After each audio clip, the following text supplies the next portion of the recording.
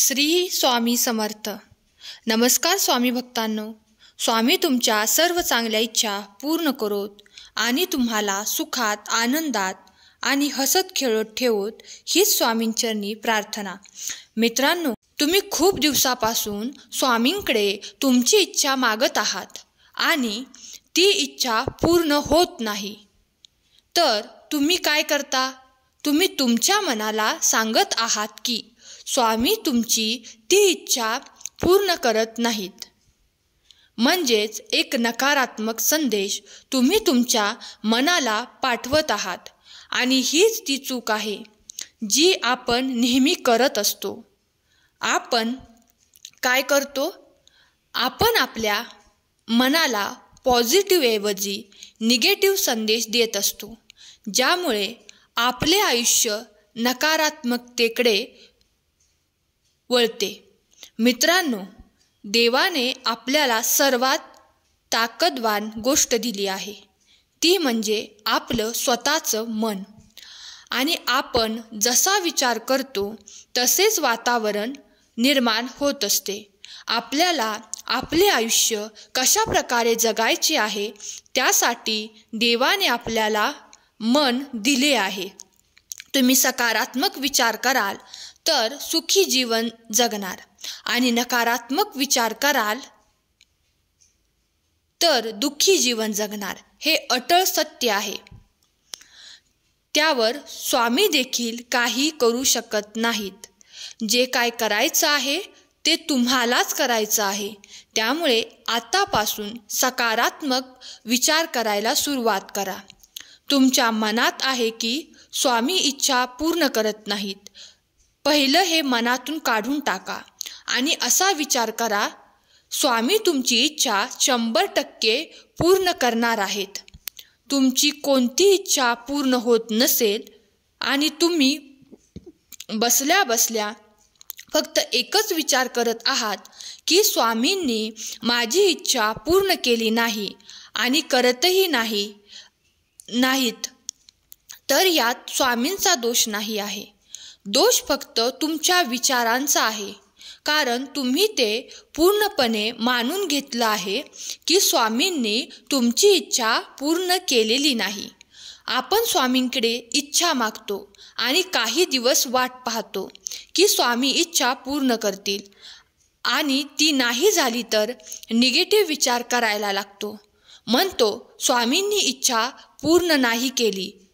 पण असं नसते. योग्य वेळ यावी लागते. योग्य वेळ आली की स्वामी एवढे देतात की आपण विचारही केलेला नसतो. तुमच्या चांगल्या कर्मावर कोणी शंका घेतली तरी हरकत नाही. कारण शंका नेहमी सोन्याच्या शुद्धतेवर असते, कोळशाच्या काजळीवर नाही.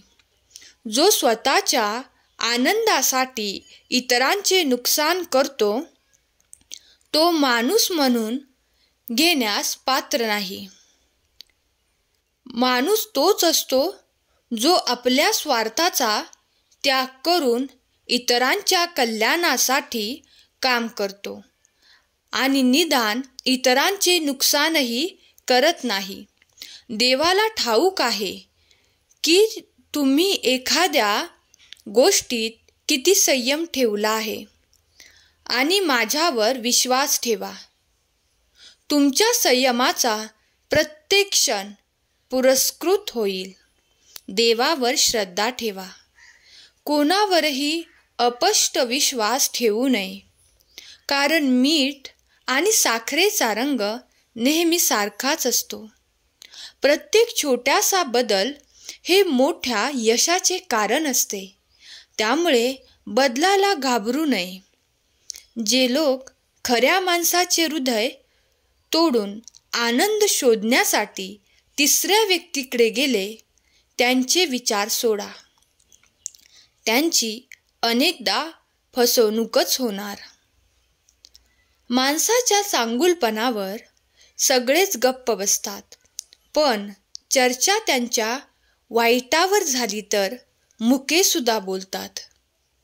सहमत असाल तर व्हिडिओला लाईक करा. बदला घेण्याचा विचार करू नका. आरामात बसा आणि प्रतीक्षा करा. ज्यांनी तुमचे वाईट केले आहे, शेवटी त्यांचेही वाईट होणार आहे. आयुष्यात जे काही घडते ते चांगल्यासाठीच असते. वाईट वेळ येते जेणेकरून आपल्याला चांगल्या वेळेची किंमत कळू शकेल आणि लोक बदलतात जेणेकरून आपण त्यांचे खरे चेहरे ओळखू शकू. ते काय होते आणि आपण त्यांना काय समजत होतो. जेव्हा पाणी घाण असेल तेव्हा ते ढवळू नका, तर ते शांत राहू द्या, म्हणजे घाण स्वतःच शांत होते. तसेच जीवनात जेव्हा समस्या येतात तेव्हा अस्वस्थ होण्याऐवजी शांत राहून विचार करा. यावर उपाय नक्कीच सापडेल. कठीण परिस्थितीतही तू दाखवलेला समजूतदारपणा तुझ्या स्वभावाचा भाग आहे. आज ऐकल्यावर तुला चमत्कार घडणार. सांगितलेल्या मार्गावर चालत राहा. तुझी मनोकामना पूर्ण होणार आहे. पुढच्या क्षणाला तुझे आयुष्य बदलणार आहे. ज्यावेळी तू हा संदेश शेवटपर्यंत ऐकणारच आहेस, तर तुझे कष्ट आता संपणार आहेत. हा संदेश पुढे शेअर करताच अशक्य शक्य होणार आहे. प्रत्येक गोष्ट चांगली असते, त्यामध्ये वाईट शोधू नकोस. समजण्याचा दृष्टिकोन असला की चूक होणार नाही. तू भिवू नकोस. तुझे कर्म आणि तुझा स्वभाव तुला माझ्यापर्यंत पोहोचवत असते. तुझी माझ्याप्रती असणारी भक्ती मला तुझ्या डोळ्यात दिसते. नेहमीच तू माझे आभार मानतोस. नेहमीच तू माझ्यावर विश्वास ठेवतोस.